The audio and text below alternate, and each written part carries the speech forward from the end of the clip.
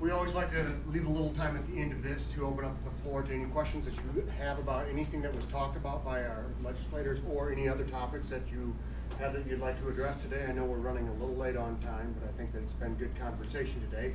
Does anybody have a question or a comment? Linda, regarding the chapter 20, just for a second, has there been any conversation by the majority party with the unions themselves in regards to input on how things could better be changed to fit everybody? I'm not sure, because I am not the chair or the person that gets to be in the middle of the negotiations. I'm the person that has to stand there for 12 hours on the chair and With your feet up. And take it. But I could ask that and find out, because in my opinion, that would be a worthwhile thing. I might just comment that in the subcommittee process, there was testimony taken from all of the participants in Rory in the subcommittee process, there was testimony taken from all of the entities involved. Chairman Horbach and the subcommittee chair, Representative Jorgensen, held this on the, I believe it was Wednesday, is when the subcommittee was at the time of all the visitors to the Capitol, and so it was a packed crowd. I didn't go down and sit in on it, but I think that they listened to all sides, and Chairman Horbach is pretty good about listening and makes himself available to the trades groups. They did call for a public hearing, so there will be a public hearing. Anyone else?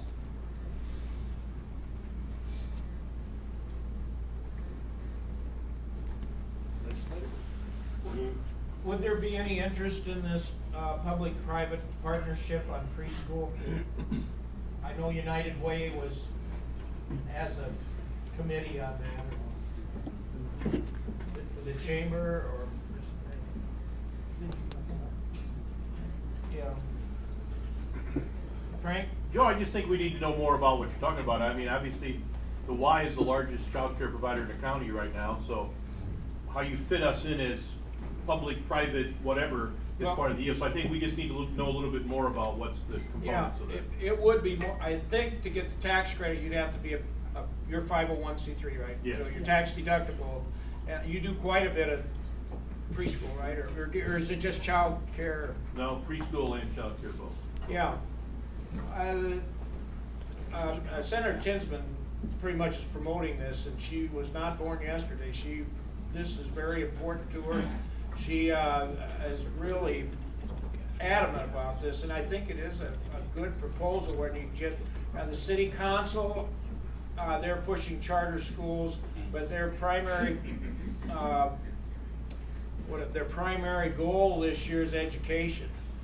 It's not streets or anything like that, it's education. So there is a movement in the Quad Cities, I think, towards long-term goals of having our children become productive citizens, especially the ones that are not getting the help. So maybe we can somehow put this together. It'll be a last-minute deal, although last-minute deals have been put forward. So I like the idea. If I hadn't done the educational opportunities, this year STO that we're talking about with Catholic schools and Lutheran schools, and it'd be the same type of concept as far as I can see, but there are a lot of small, just real small daycares that might possibly qualify. It's hard to get Cindy might attest that, to get a preschool teacher. Marquette could, our Marquette school down there couldn't find one, so it's. But that's the example. All of the ones in the program we're talking about are all certified teachers that we have. So yeah, that's part of that same equation. That's why we need to know more a little about the details. Yeah. The other thing I would also share is that, I know there's a lot of discussion about preschool, but I think it's important to understand that it's not just kids playing around before they start school. There is a definite educational component, and when you start at K, we're paying a lot for K-12. If there's a lot of information showing that if you don't get them started properly, you're going to pay a lot more later trying to catch them up, and that's part of the issue. So the funding is one issue, and I know there's a lot of discussion there, but I think it's extremely important that we invest in the preschool, one way or the other, we need to do that. I'll try to get back to you. Cindy, what's the number on that for how much we pay down the line on a? For every dollar that is invested in preschool, they see a return on investment from anywhere from $6 to $17. And some of it depends on the length of the day, the type of other wraparound opportunities for the students, but it has a huge return on investment. Fewer individual, there's earlier identification of learning difficulties so that there are fewer individuals needing special education in the school systems, greater engagement in school, lower dropout rate, less incarceration down the road, fewer individuals who have been in a quality preschool program are incarcerated. What's that number on that? It's like 18,000. What are, how much, 800,000 or something it costs?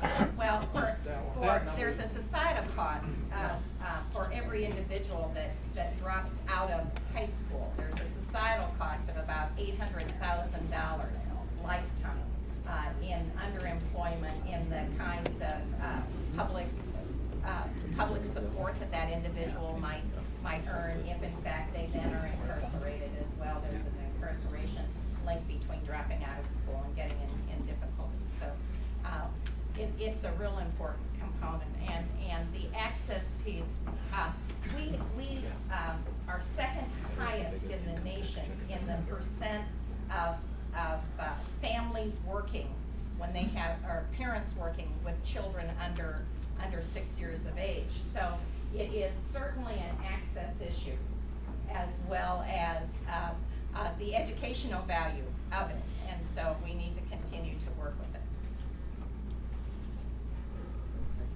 Thank you, Frank. Anyone else?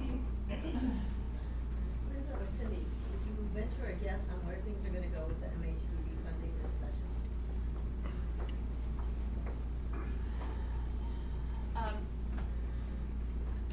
All right, well, that's a whole nother conversation. And I'll have a better, once we get through the policy, funnel, the budget subs are done next week also, and so then we'll actually go into the budget subs, and honestly, that's a conversation for after that point, because then I can give you exact figures rather than what I hope happens, so, I'll talk to you, rather than take it over. I think we're at 1 o'clock. I want to thank everybody for being here today. Thank you for risking life and limb on the highway to get here. We appreciate that. And for those of you that were able to make it to our Capitol building a couple of weeks ago, thank you for coming. For those of you that weren't,